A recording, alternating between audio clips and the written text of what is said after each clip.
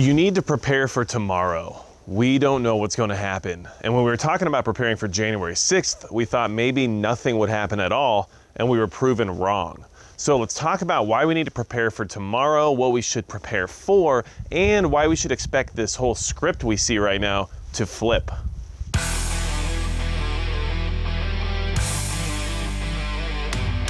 Hey everybody, it's Magic Prepper, and today we're going to talk about why we need to prepare for tomorrow. Anything could happen. There's a lot of chatter about what could be going on, and we need to make sure that we're at least aware of what's going on so that we can be better prepared for whatever might unfold in our area. Now, obviously it's Inauguration Day tomorrow, and there will be 25,000 National Guard troops stationed around Washington, D.C., making sure the whole place is as secure as it possibly can be. They'll also be joined by thousands of law enforcement officers from 12 different states that are going to be there to help support and provide whatever needs they might have in the sense of making sure logistically they're ready for whatever could occur.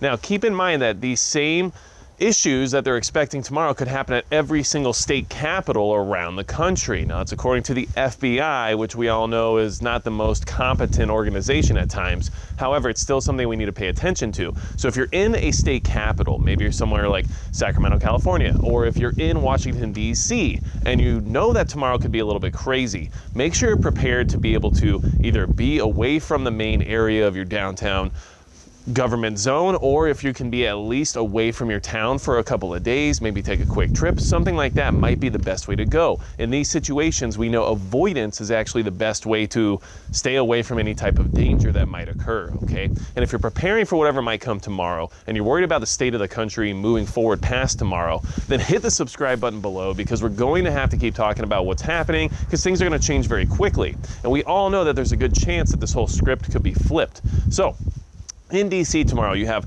25,000 National Guard troops, you have thousands of LEOs from all over the country, and you have a lot of heavy metal presence there, okay? And what that means is that they're ready for just about anything to happen. Now, they're worried about the idea and the threat of possible explosives being planted around the city due to the fact that they saw somebody planting pipe bombs around Washington, D.C. on January 6th, and they're sure that there's going to be another threat of similar style to happen tomorrow on Inauguration Day. And that's something that we should also consider, because these things are already being put out there. They're being telegraphed as being a threat before we even know for sure they are or not. So keep that in mind.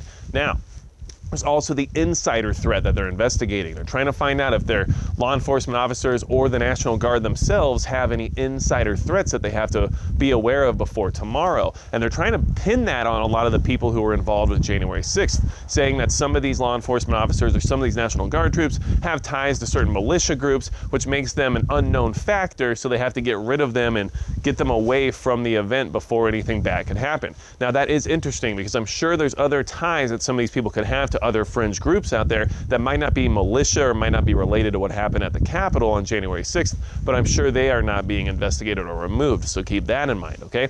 Now, the streets all over Washington, D.C. are being shut down and closed and being enforced via the National Guard. So if you want a glimpse or a picture of what martial law could look like in this country, all you have to do is go to Washington, D.C. tomorrow, because that seems like what it's going to be like, okay? And understand that if you're in D.C. or you're planning on going to D.C. for the inauguration, your exit routes, your escape routes, in case there is some kind of an emergency, are all closed off. There is nowhere for you to go. So good luck leaving town if you decide to leave tomorrow or even today, because most likely everything's shut down. So if you haven't left yet, you probably waited too long, and if something bad happens tomorrow, understand that bugging in might be your only option, because there is no escape route, especially when it comes to like the red zones of Washington, D.C., around the White House and around any of the government buildings there. That's it. You're not going anywhere, okay? Now, what do I mean by flip the script? Understand that the new administration, as long as everything happens the way it's supposed to according to the mainstream media, and we all know there's a lot of chatter about what could or could not occur tomorrow, either way, if the new administration takes power, it's supposed to happen at 12 o'clock p.m. or noon tomorrow, okay? At that point, there is a new executive branch, and that new executive branch can issue new executive orders and can issue new executive actions in the sense of the same powers that the current administration has. And what that means is that this whole conversation we've been having about the possibility of martial law. The whole conversation we've been having about the possibility of the use of the Insurrection Act and all these conversations that have been surrounding this whole situation suddenly fall into the power of a different ideology, a different administration. And those people could suddenly turn that script around and say, actually, you're right, we are going to enact martial law, we are going to use the Insurrection Act, but it's against the other people, not the ones you expected. It's actually against the ones who are on the other side. So keep in mind, this all could still happen, but just from a different perspective. And that's very important for you to understand, because if you're part of that movement or you're part of the group of people out there who are worried about the direction the country is going in, and maybe you've participated in some of these events, or you're planning on going to the inauguration to protest or to voice your concerns, the chance of something like a martial law scenario or the Insurrection Act being utilized from the other administration, the incoming administration, is still a possibility. And that's still something that could occur, especially considering the fact that it looks like all the cards are falling into place when it comes to the National Guard all being deployed, when they have thousands of troops and thousands of LEOs in DC, and all the streets and all the ways of transportation shut down without, of course, special clearance access. All those things are already in place and ready to go if something was to happen. So keep that in mind, because this is exactly what we need to prepare for. It doesn't matter who's in power. What matters is the fact that you can prepare as best you can for what could occur based on what those people's decisions might be. So, wanted to bring this to your attention.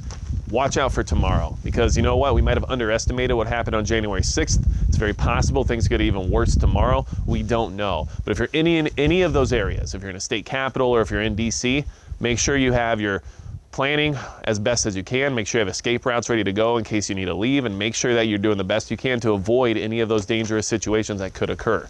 Like I said, they're investigating internal issues. They're investigating the fact that there's this bomb maker out there who they haven't found. A lot of things could go wrong, and a lot of news is going to be coming out, and expect a lot of misinformation coming your way, because that's how this whole game works nowadays, if you haven't noticed. So, without anything else to say about what could happen tomorrow and why we need to prepare for tomorrow, that's going to be it for Magic Prepper.